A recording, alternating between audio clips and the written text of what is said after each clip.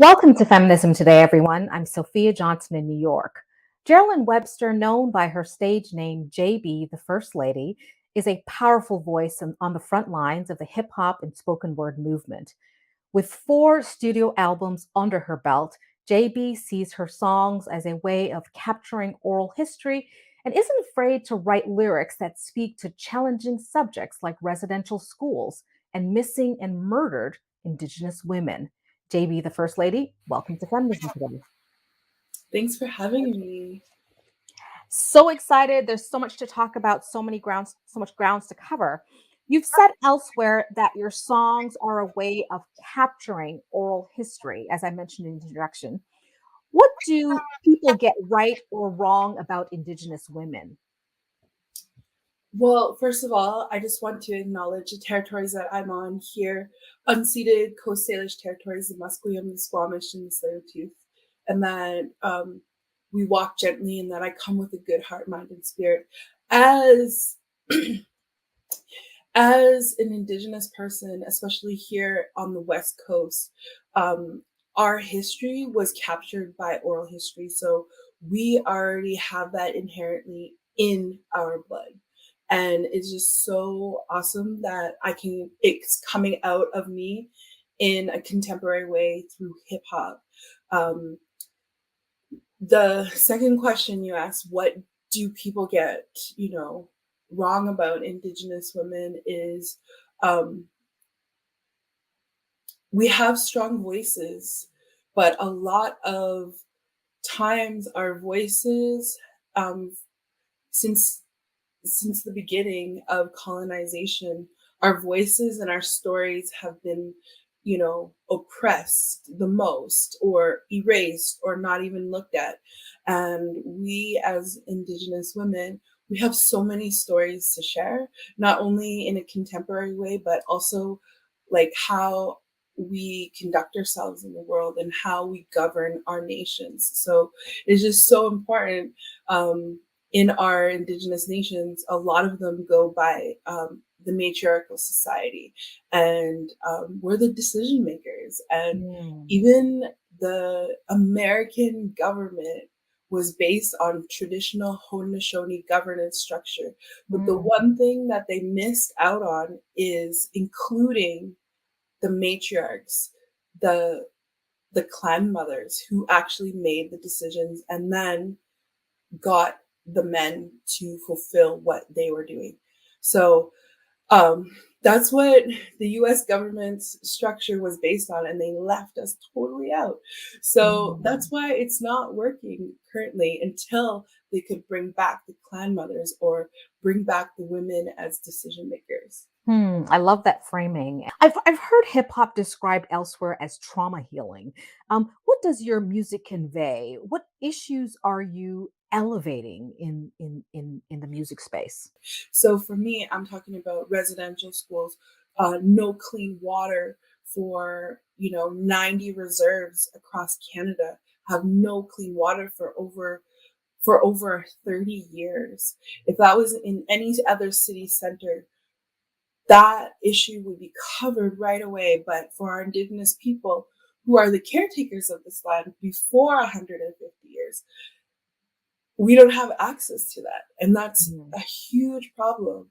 And for our Indigenous women, how the justice system, how the policing system um, doesn't uh, honor or respect Indigenous people who pass away. If it seems suspicious, mhm. they'll just say, oh, it's by suicide. Oh, that person was drinking or had addiction problems. But we should not focus on that. We should focus on there are predators that are out there that are attacking our Indigenous women, and the policing system and the justice system aren't stepping forward to say, hold these people accountable. So the predators are coming after our Indigenous women because they think they'll get away with it. So it's very important. Like there's a sense of urgency, and that's why I want to put this into my music so that we can, um, that oral history in music so that my great grandchildren or my grandchildren don't have to fight for these issues for our Indigenous people, that they could live with basic rights, but Yeah, yeah. also live in freedom Mhm. and live and thrive and have an amazing life. Because Indigenous people should not go missing, should not be murdered, and not be homeless, and not have clean water. So there's a problem, there's an urgency. Yeah, you leaned into an issue that I was just about to raise. Last year, the remains of 215 children were found in unmarked graves on the site of a former residential school for Indigenous children in British Columbia. Um, it's a brutal history that the US and Canada share, to be frank. What are your thoughts on what happened and where do we go from here? Both of my grandfathers went to residential school, and it's a really heavy issue Mm, for intergenerational survivors hearing about grave sites, unmarked graves for Indigenous children, mm, our relatives, our loved ones, our um, treasures. And for that to happen, that really opened up a lot of eyes, not only in the Indigenous community, but also across the entire world. And mm, it woke up a lot of people to have understanding, um, why Indigenous people are where they are today. And that us as Indigenous people, we're like so amazing because we have the strength and the resiliency to look at how can we heal, how can we, the things of these acts of violence mm, against Indigenous people, you know of death. mhm, mhm. And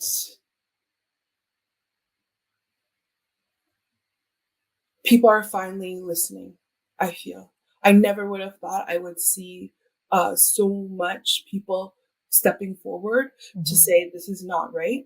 But also, the numbers haven't really reflected um, in media. Like mm, they kind of, it's kind of went like back burner, but it's still mm.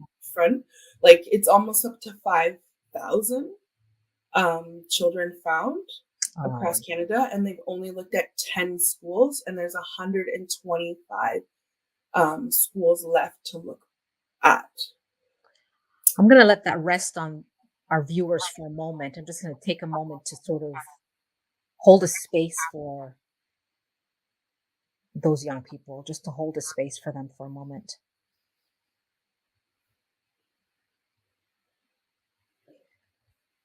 One of the things I'm hearing in our conversation, I'm really trying to weave together in terms of your story and your experience and the narrative that's emerging from your music, um, is really the power in the music. Hip hop music, the way you've embraced it anyway, serves a really important purpose in terms of deconstructing a lot of social issues, including that of domestic violence and sexual assault against women. These painful experiences are spilling out um, in a way that makes it almost not necessarily easier, but it's not as difficult to hear it, right? So I guess the question is, why did you decide? How did you become familiar with hip hop music? Why did that become an important tool for telling the story of your communities? Yeah, so these young people, they were a part of a movement called the Native Youth Movement. And it started to become all about music, and they came together and they had events called Tribal Wisdom, and they had native hip hop artists. And in every major city, across, so-called Canada or so-called US, there's a place like a friendship center and Mm. people go there and they gather, and there's resources and people. There's always a native person, and when you see another native person, you're like, "Yo, that's like my cousin. Oh, what's up? Hello." Yeah, You just like, yeah. "Where are you from? Like, tell me all about it." And like that's where I saw my first like hip hop show, and it was Mm, Indigenous people. And when I was growing up, I lived in a different cities all the time, and no one really knew what like where I came from or like what my nationality was. And so I kind of felt clear. So when I went to this show, these Indigenous people, these Indigenous young people were talking about decolonizing, talking mm, about, you know, being proud of who you are and where you come from and mm, learning your history, and that we have songs and dances and we like have culture and we're like celebratory. And mm, these artists like awakened like my spirit so much and gave me identity. And we just started learning about all the different elements of hip hop. And mm, um there's this famous group called the Rascals, mhm. and they're a group from here, and their dancers, their b-boys showed us how to do b-boying, b-girling, and like Mhm. graffiti, but like not like in the streets on Yeah, campus. yeah, yeah, yeah, yeah. And then just like hearing, different artists in the mainstream like talk about like where they come from and everything. And for me, I always, before I, in my performances, I always talk about how, you know, I give appreciation to the Black and Latin community for creating this element of hip hop, because Mm, it's helping me connect to people, but it's also bringing awareness to what's happening in my neighborhood or on my reservation, and like how we need to like that urgency. So I always like give appreciation and acknowledgments for the creators of hip hop, which is the Black and Latin communities. And I just like raise my hands and honor the community who created this art form. So mm. I appreciate that. Yeah, and also I'm also seeing a trend. It's almost a trend towards an opening for female artists in the hip hop genre. This gradual female shift, I would probably call it. How did you find your voice in a space largely dominated by men? Well, it's very hard. It's still hard today, but um to me I just felt like, both of my parents taught me how to have a strong voice, and Mm, also my community saw the voice in me as well. And they still continue to this day. Like I hold, I get asked to hold rallies, marches, mm, candlelight vigils mhm, for people in our community, but also across Turtle Island. If something needs to be brought forward, um, my community, pushes me to the front and asks me to lead, and that's kind of how I lead, is by people asking me and centering that. And so not only having leadership in music, but also in activism. Like I'm like actively going out with other activists and putting up posters and looking for our missing and murdered Indigenous women. And most recently, it's been men as well. mm. So to step forward, I just felt like I've had like a very brave soul to come forward. I love that. I mean, you raise an important issue, and in many ways, I feel like your voice is emblematic, and it could be carrying the sentiments of a lot of young people in tribal communities across North America and indeed around the world. As I'm thinking about this experience and what you're articulating, I'm also thinking about people like Deb Haaland or uh, Mary Peltola, who is representing Alaska's lone U.S. seat, right? After winning the special election. And I wonder how important or how significant it is for someone like Mary to step out and step into the fray, so to speak, in terms of whether anyone likes it or not. She's really a voice of the indigenous women. What are your thoughts on her position in terms of representation? Any type of representation is incredible. So we need to have different representations at all levels because we are all rebels. That's out of my song still here. Yeah, yeah, yeah. Like we do like for me, like I said, I don't vote because of being in someone else's territory, but to have the representation, we need to have it at all levels. So at the civic, at, provincial, national, that's in Canada, similar structure. Um, to have that voice is very important as well because then they can step forward and advocate. So just because I'm not going to do that, I'm not going to put anyone else down for Okay. stepping into those spaces because I feel like one of my hip hop mentors, Ronnie Dean Harris, Oz 12, he said, the front line isn't always like on the streets. The front line is right at your feet. I love And so your front line could be, in those governance structures to create policy for change. that. But you have to have everyone else on board. So it's like, how can you be a rebel in all levels? And I feel like we can do that. And it's so amazing. Indigenous people's voices have been oppressed and kept under for so long. One of this amazing historians, leader of the Métis Nation, he said, "My people will sleep for 100 years, but it will be the artists that will awaken the spirit of the people again." And that's what you're seeing right now with film, television, music. Indigenous Renaissance is happening right now, and it's just beginning. And I'm really excited because, like, us as Indigenous people, we're the best storytellers, and we haven't been given a chance, and we're stepping forward and taking that chance now. And you're going to be witnessing some amazing works. I love that. I wonder how you think the Biden administration is faring. For only the second time, a U.S. president has officially recognized Indigenous Peoples Day.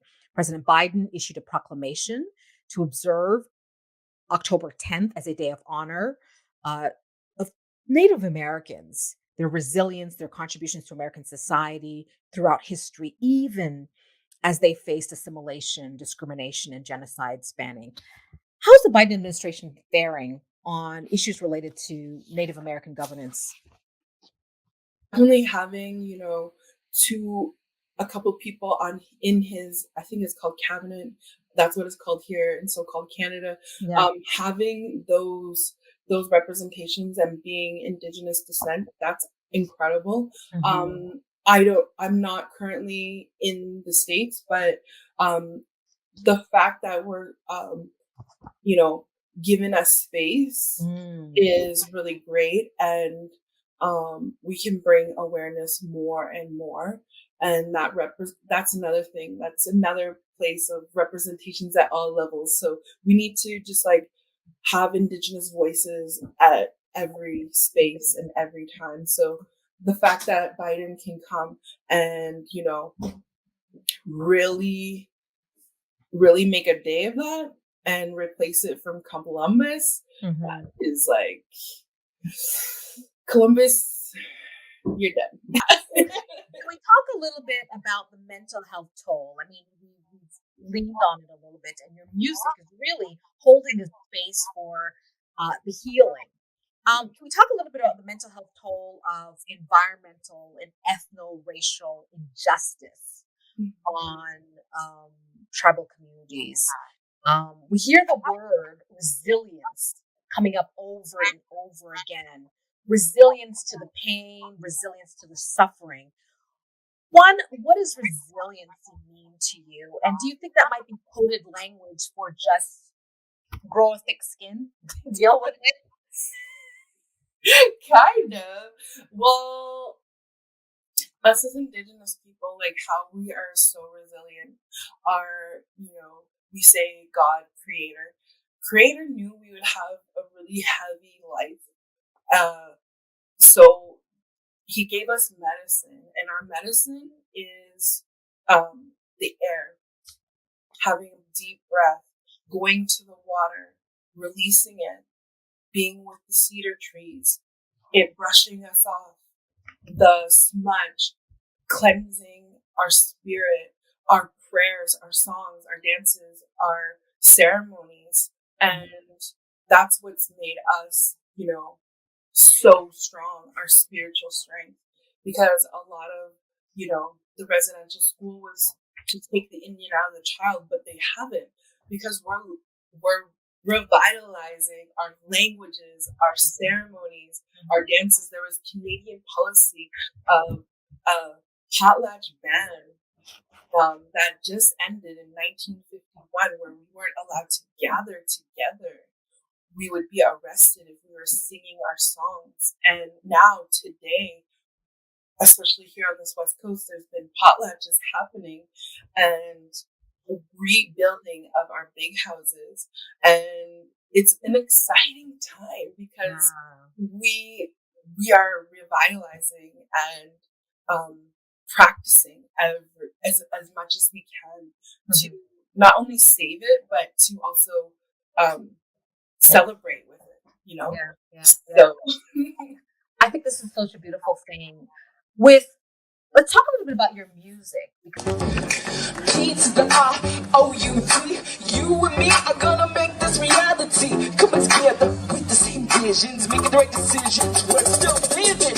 Here to stay, baby, that's a given. I know this give peak, see, we're out here free.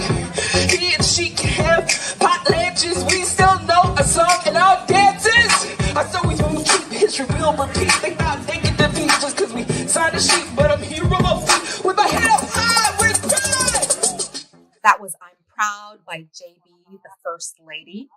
JB, what were you going through when you wrote that song, when you wrote that record? So, my grandfather, I told you earlier that he went to residential school, and they took the pride out of him. He knew his language. He went to his ceremonies, and he wasn't allowed to be proud. So I actually wrote it with my mom, the chorus, I'm Proud. And because we wanted to, kind of honor him, to say that we're proud to be who we are, Onondaga, Cayuga, Wolf Clan, and that I'm, from my dad's side, Mohawk. So it's like we wanted his spirit to be free from that oppression of what residential school did to him, and be proud and send that message to other Indigenous people, because today we have a lot of artists who are bringing that pride through their music and through their filmmaking and through their television shows. But we, as young people, we didn't have that. We experienced racism. We were told that we're, racial slurs, and or even just a race as Indigenous people, that we're not even alive anymore. So me and my mom wanted to write that chorus to say that we're proud of who we are and where we come from, and that we get our power back from colonization, and put it out there for our young people to be proud of who they are, and the elders too. The elders really love the song, and we really honor our elders, because every Indigenous person that you meet is affected by residential school or boarding schools here on Turtle Island. Are you optimistic about the future of tribal communities in North America? Most definitely, because we, like I said, the renaissance of our Indigenous art and our Indigenous people is happening. And for our younger generations to see that they're here, they're represented, and they're cool, they're funny, they're sexy, they're doing hip hop, they're making films of our stories, is only gonna bring more empowerment to our Indigenous people. And even though there's a lot of heaviness, our Indigenous people are so funny. You gotta go see Reservation Dogs on, you know, it's the funniest show. I think it's like so good. Do you have any advice for future artists, for emerging artists in your space? Yes. Complete your projects. Do, like, if you can't complete a song, complete one chorus. You don't have to sit down and write one whole song in one sitting. You can, complete that one song, make it into an album, do the music video. You gotta have music videos, and you have to invest into yourself. No one is gonna invest in yourself more than yourself, and it's gonna be so awesome. Our story, and be who you are. You don't have to emulate anyone else or copy what's trending. You trend because you be authentically yourself. I think this has been it's been a very dynamic conversation. You've touched on music and all the different areas where the music is being used as a space is holding a space for important social issues, but also elevating and uplifting a community through its pain. What should advocacy and activism look like in this era? Like I said, it's at all levels. The front line is right at your feet. So it's about centering, decolonizing, and the values of Indigenous people. We need to center that, because right now we're centering, colonization, white supremacy.